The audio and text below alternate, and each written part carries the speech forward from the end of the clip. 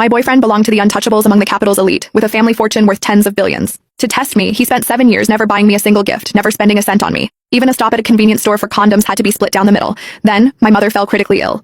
I borrowed from every friend and relative I could, but I was still $2,000 short to cover the surgery fees.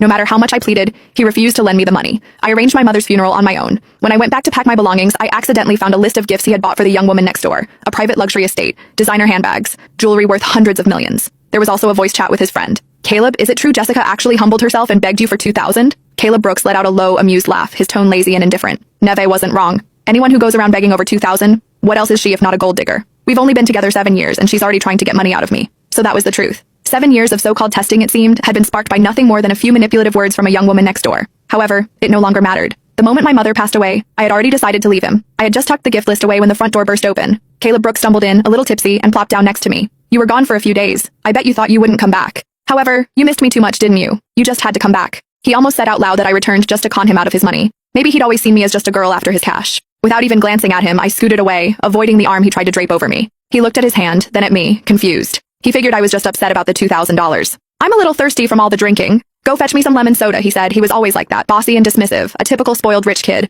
However, when he first pursued me 7 years ago, he pretended to be poor. He had me completely fooled. Jess, I've got nothing, and I can't promise you a future. However, we can work hard and make a good life together. I believed his honest face back then and agreed. I needed money, but I could get by on my own hard work. I was touched by his promise to work hard together. However, the longer we were together, the more I realized that he was not like everyone else. He would turn his nose up at anything cheap. He would make me do things that he could easily do himself. It all clicked when I saw him step out of a fancy car and into a swanky club, treated like a star. That was when I knew our relationship was built on lies. He was always afraid that I was just after his money. Caleb spoke up again, snapping me back to the present. If you need money in the future, just ask me. Don't use your mom's sickness as an excuse. You're not scared of getting what's coming to you, huh? His words seemed so silly to me now. I looked up at him with an icy stare. Would you actually give me the money if I asked? He paused, looking unsure for a moment. However then, as if proving a point, he gave me a mocking glance. Neve was right. You're only with me for my cash.